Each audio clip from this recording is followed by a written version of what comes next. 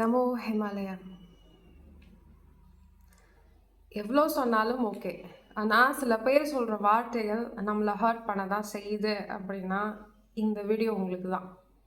Exclusive வீடியோன்னு கூட சொல்லலாம். சிம்பிளாக ஒரே லைனில் முடிச்சிடுவேன்.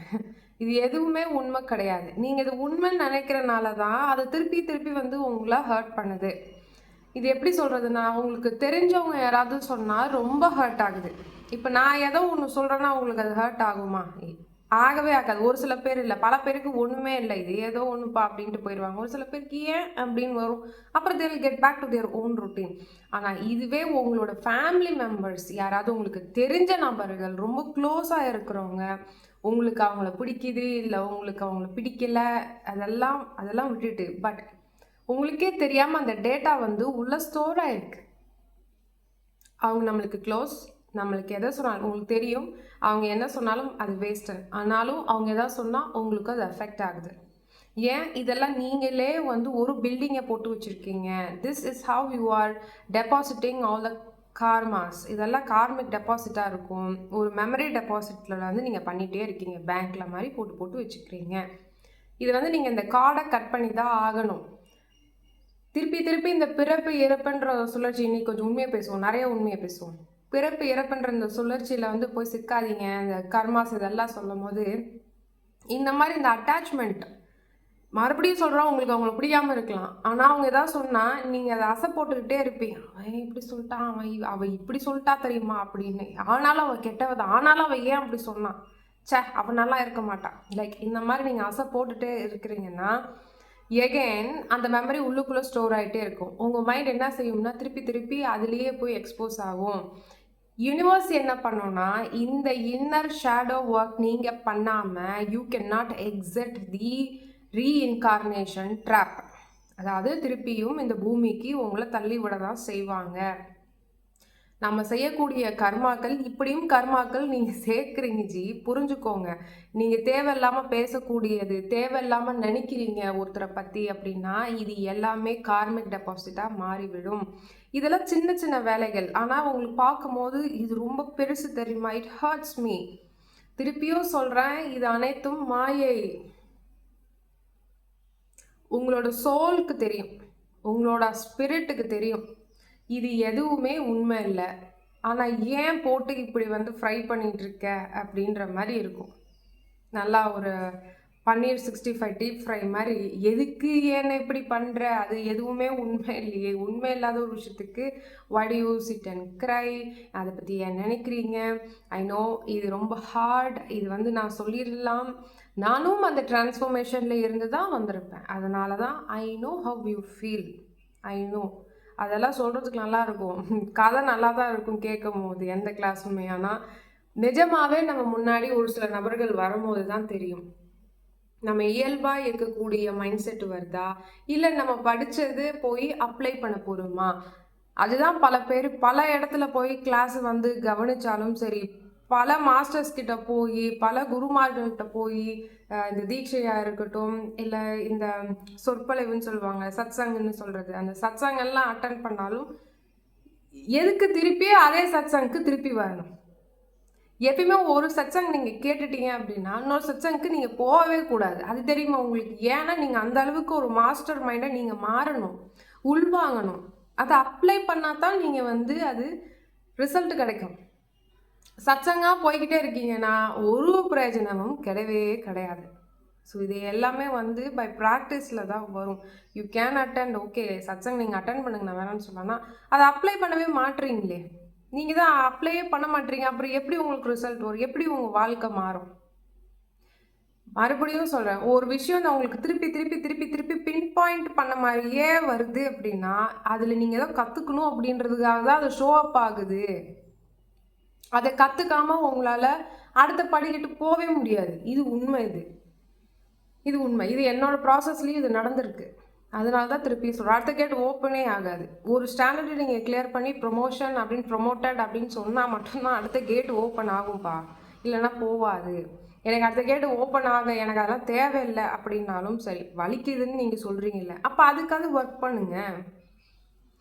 சும்மா இருக்கிற டைமில் நீங்கள் என்ன பண்ணுறீங்கன்னா உங்கள் மைண்டை வந்து தயார்படுத்திகிட்டே இருக்கணும். அதுக்கு தான் கண்ட சீரியல் பார்க்கக்கூடாது, கண்ட படத்தை பார்க்கக்கூடாது, கண்ட பாட்டை கேட்கக்கூடாது, கண்ட ரீல்ஸ், இந்த ஷார்ட்ஸ், இந்த சோஷியல் மீடியாவிலேருந்து ஒரு பிரேக் எடுக்கணும். நீங்களாம் ஒரு பிரேக் எடுக்கணும். இந்த ஆக்சஸ் எல்லாம் கம்மி பண்ணணும். அப்போ தான் உங்களுக்கு உண்டான ஒரு டைம் கிடைக்கும். நீங்கள் எப்படிப்பட்ட நபர் அப்படின்றது உங்களுக்கு அப்போ தான் தெரியும். இப்போது ஒரு வீடையோ இல்லை ஒரு ஆஃபீஸ் டேபிளையோ அதை எப்படி க்ளீன் பண்ணணும்னா அது உட்காந்தாதான் அதை க்ளீன் பண்ண முடியும். இந்த பொருள் தேவை, இந்த பொருள் தேவையில்லை, இது பின்னாடி போதும், முன்னாடி வா, இதெல்லாம் பண்ணுறோம் இல்லையா? அதே மாதிரி தான் நம்ம பாடி, நம்ம மைண்ட், நம்ம சோல், இதெல்லாமே interconnected. But your soul knows இது எதுவுமே உண்மை இல்லையப்பா அப்படின்னு. ஆனால் உங்கள் மைண்டு போட்டு இப்படி வச்சுக்கிட்டு அப்படின்ற மாதிரி இருக்குது. இதெல்லாம் டீக்ளட்டர் பண்ணணும்னா you have to sit down. அதை தான் நான் எப்பயுமே சொல்வேன். உங்கள் எமோஷன்ஸ் ரொம்ப ஹையாக இருக்கா, சிட் டவுன். இப்போ என்ன ஆகிப்போச்சு, ஒன்றும் இல்லை, உட்காருங்க. ஸோ இதுவும் ஒரு ப்ராக்டிஸ் நீங்கள் பண்ணிக்கலாம். உங்களுக்கு நீங்களே சொல்லிக்கோங்க. அதுக்கு தான் அந்த மீ டைம். அந்த மீ டைமில் தான் நீங்கள் உட்காந்து அனலைஸ் பண்ணணும். எங்கெங்கே நம்ம வந்து ப்ரீவியஸாக இப்போ நீங்கள் பாஸ்ட்டில் போகிறதுனால ஒரு பிரச்சனையும் இல்லை. யாருமே இங்கே ப்ரெசென்ட்டில் அவ்வளோகா இல்லை. அப்புறம் என்ன பாஸ்ட்டை எழுத்துட்டு வாங்க. எங்கே ஒர்க் பண்ணணும், எப்படி நம்மளை பேசி நம்மளை வந்து எப்படி அவங்க ட்ரிகர் பண்ணுறாங்க, எந்த ஏரியாவில் நம்ம அது ஒர்க் பண்ணணும். அப்போ இவங்க இப்படி தான் பேசுகிறாங்கன்னா அதுக்கு நம்ம எப்படி ரெஸ்பாண்ட் பண்ணணும். நம்ம இப்போ ரியாக்ட் பண்ணி வச்சுருக்கோமா, ஓகே இது எதுக்கு நம்ம வந்து பேசிக்கிட்டு இவங்க இப்படி தான் அப்படின்னு தெரிஞ்சு போச்சுன்னா ஒன்று நவுந்து போயிருங்க. இல்லையா அதை அப்படியே வந்து வாங்கிட்டு உள் வாங்கிடக்கூடாது. சொல்லிட்டு போவான், பரவாயில்ல சொல்லிட்டு போய் எதையோ ஒன்று கண்டிப்பாக எழுதி தரேன். இந்த மாதிரி நீங்கள் பண்ண அந்த நபர் மாறி விடுவாங்க. உங்களுக்கு அந்த மாதிரி டெஸ்ட்டோ இல்லை அந்த மாதிரி சிச்சுவேஷனுக்கு நீங்கள் திருப்பி வந்து ப்ரோன் ஆக மாட்டீங்க. இதெல்லாம் சீக்ரெட்ஸ் ஆஃப் த யூனிவர்ஸ் நான் சொல்லிட்டு இருக்கேன். இதெல்லாம் ஏதோ ஒரு சைக்காலஜி புக்கில் இருந்தோ அந்த மாதிரி கிடையாது. இது உண்மை. இதுதான் உங்களோட இன்னர் ஒர்க் அப்படின்னு சொல்லுவாங்க. இன்னர் ஒர்க் பண்ணாமல் எதுவுமே உங்களோட ரியாலிட்டி எதுவுமே மாறாது. You are the one who is recording 247 with the highest pixel available in the planet. இதுதான் உண்மை. யாரும் ரெக்கார்ட் பண்ணலை. ஸோ அப்போ நீங்கள் எப்படி ரெக்கார்ட் பண்ணுறீங்கன்றது இருக்கணுமா இருக்கக்கூடாதா ஒரு கேள்வி. நல்லதை ரெக்கார்ட் பண்ணுவீங்களா இல்லை கெட்டதை ரெக்கார்ட் பண்ணுவீங்களா? ஸோ அதெல்லாம் எப்படி ரெஸ்பாண்ட் பண்ண கற்றுக்கணும். ப்ரியாராக ப்ராக்டிஸ் பண்ணுங்கள். இப்படி ஒரு சுச்சுவேஷன் வந்தால் சரி ஓகே நம்ம இப்படி பண்ணணும் அப்படின்றது இருக்கணும். இந்த நபர் தான் நம்மளுக்கு ப்ராப்ளம்னா அது எப்படி நம்ம ரெஸ்பாண்ட் பண்ண கற்றுக்கணுன்றத முன்னாடியே ப்ரீ ஒர்க் பண்ணி வச்சுக்கணும். கண்டிப்பாக அந்த சுச்சுவேஷன் மாறும்.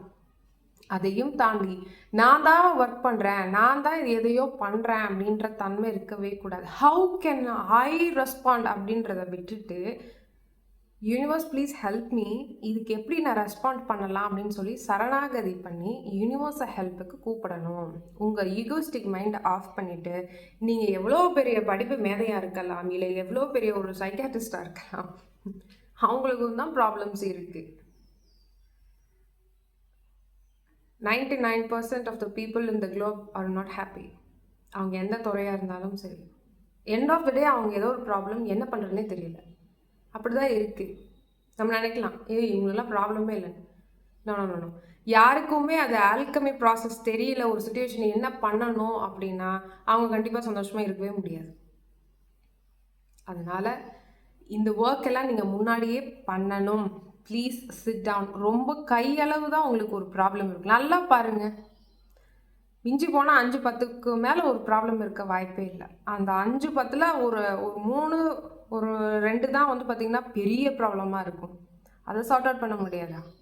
உங்களால் கண்டிப்பாக முடியும். Keep surrendering. Ask the universe help, they will help you. இதுக்கு தான் மெடிடேஷன் பண்ணுங்கன்னு சொல்கிறது. உங்கள் மைண்டை கொஞ்சம் கொஞ்சமாக ஷட் ஆஃப் பண்ணிட்டே வரணும். ஆனால் அந்த மைண்டை ஷட் ஆஃப் பண்ணும் போது இதுவும் ஒரு நல்ல சிக்னல். உங்களுக்கு ரொம்ப வீரியமாக ரொம்ப ஸ்ட்ராங்காக வந்து சுச்சுவேஷன்ஸ் ஏன்னா முன்னே இருந்த விட ரொம்ப வந்து ஃபோர்ஸ்ஃபுல்லாக இருக்குது அப்படின்னா it's a very good sign. Because உங்கள் மைண்ட் வந்து அது ஷ்ரிங்க் ஆகிறதுக்கு, அதாவது அது சுருங்கிறதுக்கு அது விரும்பாது. அது மைண்டோட டிசைனே அப்படி தான். அது என்ன பண்ணணும்னா எப்படியாவது வெளியில் வர்றதுக்கு அது ட்ரை பண்ணுறதுனால எதேதோ மேனிப்புலேட் பண்ணுற மாதிரி இருக்கும். அதனால் அந்த வழியில் போய் நீங்கள் விழுவாமல் அதுதான். Don't ever get drifted away by the mind. அது மைண்டோட பயம், அது உங்களோட பயம் கிடையவே கிடையாது. தெளிவாக புரிஞ்சுக்கோங்க. You are not your mind, you are not your thoughts. நீங்கள் மைண்டும் இல்லை, நீங்கள் உங்கள் தாட்ஸும் எண்ணங்களும் கிடையாது. ரெண்டும் நல்லா மண்டையில் ஏற்ற உங்களுக்கு நல்லா தெரியும் நம்ம ரியாலிட்டியில் என்ன நடக்குது அப்படின்றது உங்களுக்கு நல்லாவே தெளிவாக புரியும். ஸோ அந்த மைண்ட் ஷட் ஆஃப் பண்ணும்போது இப்படி சில சிச்சுவேஷன்ஸ் நீங்கள் ப்ரோன் ஆகுவீங்க. Just cross it. So coming back 2025, ever don't forget the photon shower போயிட்டு இருக்குது. அதனால பல விஷயங்கள் நம்ம லைஃப்பில் நடக்கும். That's okay, completely fine. முன்னாடி போங்க, கீப் சரண்டரிங். ஃபோட்டான் பெல்ட் 2012 நம்ம வந்தாச்சு. இப்போ நம்ம டிப் ஆஃப் தி ஐஸ்பர்கில் அந்த ஒரு டிப்பில் நின்றுட்டுருக்கோம், அந்த எட்ஜில் நின்றுட்டுருக்கோம், அந்த ரயில்வே ட்ராக்ல இந்த எட்ஜில் நின்றுட்டுருக்கோம். இன்னும் கொஞ்சம் தூரம் தான், போயிடலாம், ஒரு பிரச்சனையும் இல்லை. இந்த 5 பாயிண்ட்ஸை ஃபாலோ பண்ணுங்கள். நம்பர் 1 இஸ் த மெடிடேஷன், கண்டிப்பாக மெடிடேஷன் பண்ணணும். Number 2 is the compassion, God's quality, இந்த குவாலிட்டி இருக்கணும். யாரையும் சபிக்கலாம் கூடாது, தேவையில்லாமல் சபிக்கிறது அதெல்லாம் நீங்கள் பண்ணாதீங்க. காட்ஸோட குவாலிட்டி நீங்கள் ஃபாலோ பண்ணணும்னா சபிச்சுட்டு கர்ஸ் பண்ணிட்டுலாம் இருந்தீங்கன்னா எப்படி காடோட குவாலிட்டி உங்களுக்கு வரும்? ஸோ இதுவும் இருக்கணும். ஒர்க் ஆன் யுவர் செல்ஃப், அதுதான் சொல்கிறேன். ஒர்க் ஆன், அவங்கள போய் ஒர்க் பண்ணக்கூடாது, நீ மாறு அப்படின்னு சொல்கிறத விட்டுட்டு நம்ம மாறிக்கணும். So number 3 is the power of now. Present ஸ்டேட்டில் இல்லைன்னா இந்த மாதிரி பிரச்சனைகளை மாற்றுறதுக்கு ரொம்ப ஈஸியாக அந்த வலை விரிச்சு கிடக்கும், நீங்கள் போய் விழுந்துருவீங்க. அதுக்கு தான் சொல்லுது ப்ரெசென்ட்டில் இருங்கன்னு. Number 4 is the power of surrender. Number 5 is the power of gratitude. இந்த ப்ரெசன்ட் ஸ்டேட்டில் இருக்கிறது 30 செகண்ட்ஸ் அந்த ஆக்டிவிட்டி, செகண்ட்ஸ் ஹேண்டை எண்ணங்கள் இல்லாமல் பார்க்கணும். இன்னும் எவ்வளோ தூரம் போயிருக்கீங்களா அப்படின்றது தயவு செஞ்சு ஏதாவது கமெண்ட்டில் முடிஞ்சால் சொல்லுங்கள். யாராவது ஒருத்தர் பார்த்து ஒருத்தர் மாறினா கூட அது மாபெரும் சேஞ்ச். அது எப்படி உங்களுக்கு டெபிக் பண்ணுறதுன்னு தெரில வேர்ட்ஸில். இதெல்லாம் மாபெரும் சேஞ்ச். ஸோ ஒரு நாள் இல்லை ஒரு நாள் கண்டிப்பாக நீங்கள் விட்னஸிங் மெடிடேட்டராக நீங்கள் மாறி விடுவீர்கள். 24/7 விட்னஸிங் மெடிடேஷனாக இருப்பீங்க. You will become the observer. So அதுக்கு முதல்ல கிராட்டிடியூட், நன்றியை செலுத்துங்க. சரண்டர் ஆவீங்க. உங்களுக்கே தெரியும் ப்ரெசன்ட் ஸ்டேட்டில் வருவீங்க. உங்களுக்கு அப்போ தான் தெரியும் என்னென்ன solutions, number of solutions universe will give. உங்களுக்கு தெரிஞ்சது 1-2 தான். So sending you all love and light. Namo Himalaya.